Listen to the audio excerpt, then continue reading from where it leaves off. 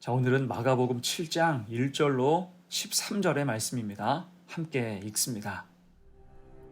바리새인들과 또 서기관 중 몇이 예루살렘에서 와서 예수께 모여들었다가 그의 제자 중 몇 사람이 부정한 손, 곧 씻지 아니한 손으로 떡 먹는 것을 보았더라. 바리새인들과 모든 유대인들은 장로들의 전통을 지키어 손을 잘 씻지 않고서는 음식을 먹지 아니하며 또 시장에서 돌아와서도 물을 뿌리지 않고서는 먹지 아니하며 그 외에도 여러 가지를 지키어 오는 것이 있으니 잔과 주발과 놋그릇을 씻음이로라. 이에 바리새인들과 서기관들이 예수께 묻되 어찌하여 당신의 제자들은 장로들의 전통을 준행하지 아니하고 부정한 손으로 떡을 먹나이까? 이사야가 너희 외식하는 자에 대하여 잘 예언하였도다. 기록하였으되 이 백성이 입술로는 나를 공경하되 마음은 내게서 멀도다. 사람의 계명으로 교훈을 삼아 가르치니 나를 헛되이 경배하는도다 하였느니라. 너희가 하나님의 계명은 버리고 사람의 전통을 지키느니라. 너희가 너희 전통을 지키려고 하나님의 계명을 잘 저버리는도다. 모세는 네 부모를 공경하라 하고 또 아버지나 어머니를 모욕하는 자는 죽임을 당하리라 하였거늘 너희는 이르되 사람이 아버지에게나 어머니에게나 말하기를 내가 드려 유익하게 할 것이 고르반 곧 하나님께 드림이 되었다고 하기만 하면 그만이라 하고 자기 아버지나 어머니에게 다시 아무것도 하여 드리기를 허락하지 아니하여 너희가 전한 전통으로 하나님의 말씀을 폐하며 또 이 같은 일을 많이 행하느니라. 하나님의 계명과 사람의 전통이란 제목으로 말씀 증거합니다. 우리가 살다 보면 우선순위를 정해야 할 때가 있습니다. 그것이 삶의 원칙 혹은 정체성으로 이어지기 때문이에요. 오늘 본문도 중요한 우선순위에 대한 말씀이에요. 밑에 비교의 대상은 하나님의 계명과 사람의 전통입니다. 어떻습니까? 이렇게 제목만 봐서는 우선순위라고 할 것도 없겠죠. 하나님 계명이 우선인 것이 마땅합니다. 하지만 실제로는 정반대, 사람의 전통이 우선할 때가 많습니다. 그 이유가 무엇일까? 문제가 무엇일까? 오늘 본문 통해서 두 가지로 함께 생각을 해봅니다. 첫 번째, 인간의 유익 때문이에요. 지금 바리새인들과 서기관은 주님 일행을 쫓아왔습니다. 그럼 이들은 어디에서 왔을까? 예루살렘에서 왔겠죠? 이게 꽤나 먼 거리입니다. 이유야 어찌되었든 고생하면서 그들도 이 자리까지 온 거예요. 그러면 예수님 사역을 좀 더 유심히 지켜볼 필요가 있었습니다. 그도 그럴 것이 지금 예수님 사역은 놀라웠어요. 병든 자를 고치시고 오병이어로 5천 명을 먹이시며 하나님 나라에 대한 말씀을 담대하게 선포하셨습니다. 말로 설명할 수 없는 큰 은혜의 사건들이 있었어요.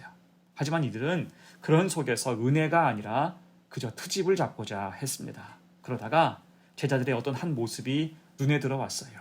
1절, 2절이죠. 바리새인들과 또 서기관 중 몇이 예루살렘에서 와서 예수께 모여들었다가 그의 제자 중 몇 사람이 부정한 손 곧 씻지 아니한 손으로 떡 먹는 것을 보았더라. 자, 꼬투리 잡을 것이 생긴 거예요. 그 제자들이 씻지 아니한 손으로 떡을 먹었기 때문입니다. 그럼 이게 뭐가 문제일까? 단지 위생의 문제를 지적하는 것일까요? 아니겠지요. 3절, 4절 봅니다. 바리새인들과 모든 유대인들은 장로들의 전통을 지키어 손을 잘 씻지 않고서는 음식을 먹지 아니하며 또 시장에서 돌아와서도 물을 뿌리지 않고서는 먹지 아니하며 그 외에도 여러 가지를 지켜 오는 것이 있으니 잔과 주발과 놋그릇을 씻음이러라. 자, 지금 그들은 장로들의 전통을 강조하고 있는 거예요. 자, 그렇다면 이 장로들의 전통이라는 것이 어디에서부터 시작된 것일까요? 구약 성경을 보면 음식을 먹기 전에 손을 씻지 않으면 부정하다, 이런 말씀은 어디에도 나와 있지 않습니다.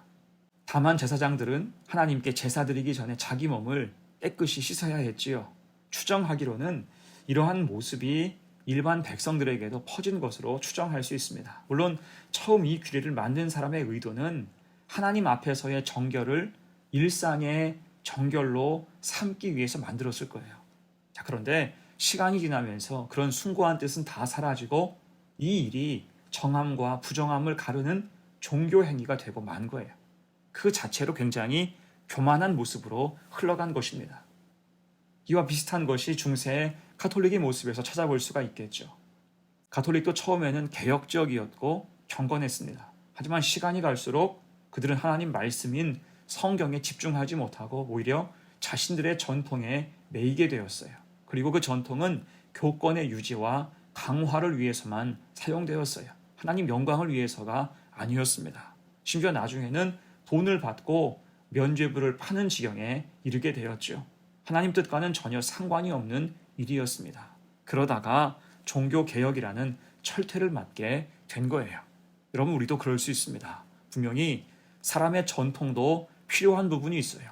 하지만 그 전통이 하나님 뜻과 배치된다면 그 순간 그 전통은 가치를 잃게 됨을 기억해야 할 것입니다. 곧 하나님의 영광이 아닌 사람의 유익을 위한다면 그 전통은 없어져야 되는 악습이라는 것입니다. 그래서 우리는 언제나 하나님의 뜻, 하나님 말씀 우선이어야 돼요. 본질이 중요한 것입니다. 그렇게 하나님 말씀으로 살아가는 복된 성도가 되시기를 간절히 축원합니다. 아멘. 두 번째예요. 사람의 전통을 우선하는 이유 두 번째, 하나님의 뜻을 깨닫지 못한 까닭입니다. 오늘 주님은 바리새인과 사두개인의 모습을 지적하시는데 이들은 당시 사회의 지도층에 해당했습니다. 특히 신구약 성경에서는 다루지 않는 중간사 시절, 정치적인 차이로 반목했지만 이들에게는 공통점이 있었어요. 그것은 이들이 누구보다 말씀과 계명에 정통했다는 사실입니다. 하지만 문제는 그들이 말씀을 머리와 입술로만 알았지 몸으로 행할 줄은 몰랐다는 사실에 있어요. 그런 자들이 정국을 주도하고 지도층을 자처했으니 당시 세상이 어두운 것은 당연한 일이었습니다. 그래서 주님은 이제 이사야서의 말씀을 통해서 그들의 오류, 그들의 잘못을 지적하세요. 6절입니다. 이르시되 이사야가 너희 외식하는 자에 대하여 잘 예언하였도다. 기록하였으되 이 백성이 입술로는 나를 공경하되 마음은 내게서 멀도다. 자, 여기서 외식하는 자의 문자적인 의미는 가면을 쓴 사람이에요. 그들의 모습이 마치 가면을 쓴 것과 같다는 것입니다. 곧 그들은 겉으로는 하나님 말씀을 잘 따르는 것처럼 보일지라도 삶으로는, 그리고 중심으로는 하나님과 이미 동떨어져 있다는 거예요. 여러분, 우리도 경험하듯이 어떤 사람의 말이 아무리 구구절절 오라도 그 삶이 바르지 않다면 그 말은 공허한 외침이 될 수밖에 없습니다. 지금 그들의 현실이 그와 같은 거였어요. 그리고 그들이 이렇게 공허한 말을 일삼는 이유는 7절, 8절이죠. 사람의 계명으로 교훈을 삼아 가르치니 나를 헛되이 경배하는도다 하였도다. 너희가 하나님의 계명은 버리고 사람의 전통을 지키느니라. 곧 그들은 겉으로는 하나님 계명을 지키는 것처럼 하면서 실상은 그 계명을 백성들을 통제하는 수단으로 삼았고 하나님을 높이기보다는 자신들을 높였다는 것입니다. 즉 그들은 버리지 말아야 할 것은 버리고 지키지 말아야 할 것은 굳세게 지켰다는 거예요. 마음은 내게서 멀도다. 갈수록 엉뚱하고 잘못된 행실로 견질하고 만 것입니다. 이에 주님은 10절 이하에서 그들이 어떻게 계명을 왜곡했는지 조금 더 구체적으로 설명하십니다. 특히 11절을 보면 고르반이라는 단어가 나오는데 이 말은 구약시대에 하나님께 드리는 제물이나 예물을 가리키는데 사용했던 말이에요. 그래서 고르반, 하나님께 드리는 제물이라고 맹세하면 그 물건은 아무도 손대지 못했습니다. 곧 처음에는 자신이 드리는 예물을 구별해서 하나님께 드리기 원했다는 거예요. 그런데 세월이 지나면서 이것이 오히려 부모를 공경하지 않는 수단으로 전락하고 말았습니다. 어떤 물건을 분명히 부모에게 드려야 하는데 그것을 고르반이라고 말함으로 부모에게 드리지 않게 된 거예요. 그러면서도 사실은 하나님께도 드리지 않았습니다. 어떻습니까? 겉으로는 마치 계명을 지킨 것처럼 보였지만 실상은 하나님도 속이고 부모도 속이는 어처구니 없는 행위를 자행했다는 것입니다. 더 나아가서 이런 일을 저지른 자가 나중에 자기 잘못을 뉘우치고 그 물건을 다시 부모님께 내어드리려고 하면 바리새인 서기관들이 막았다는 거예요. 이미 고르반이라고 했기 때문에 이건 그렇게 할 수 없다. 곧 그들은 하나님 말씀을 지키는 자가 아니라 계명을 가로막고 왜곡하는 방해꾼에 가까웠다는 거예요. 이런 생각을 하면서 어떻게 사람의 전통을 자랑할 수 있을까요? 전부 빛 좋은 개살구에 불과하다는 거예요. 여러분, 그래서 우리도 그렇습니다. 말이 중요한 게 아니에요. 지식이 전부가 아닙니다. 우리의 전통이 중요한 게 아니에요. 하나님의 뜻이 과연 그 속에 있는지, 혹은 어긋남이 있지 않은지, 그 모습을 통해서 하나님의 기쁨이 되고 있는지를 늘 생각해야 할 것입니다. 하나님이 받으셔야 되는 거예요. 깨어 있어서 하나님의 이런 뜻 앞에서 늘 우리 마음을 새롭게 하는 복된 성도가 되시기를 간절히 축원합니다. 아멘. 이제 말씀을 마무리합니다. 자, 상식적으로 하나님의 계명과 사람의 전통 중에 우선순위는 당연히 하나님의 계명입니다. 이론적으로는 분명하지요. 하지만 실제 우리의 삶에서는 하나님 계명보다 사람의 전통이 우선일 때가 있어요. 그것은 인간의 헛된 탐욕 때문이며 하나님의 선하신 뜻을 깨닫지 못한 까닭입니다. 그럴 때 빛 좋은 개살구가 되고 마는 거죠. 말만 앞서는 표리부동한 신앙인이 되는 거예요. 그래서 우리는 오늘 예수님의 책망을 가슴에 새기고 하나님의 뜻이 어디에 있는지 늘 그 뜻에 비추어서 살아가야 할 것입니다.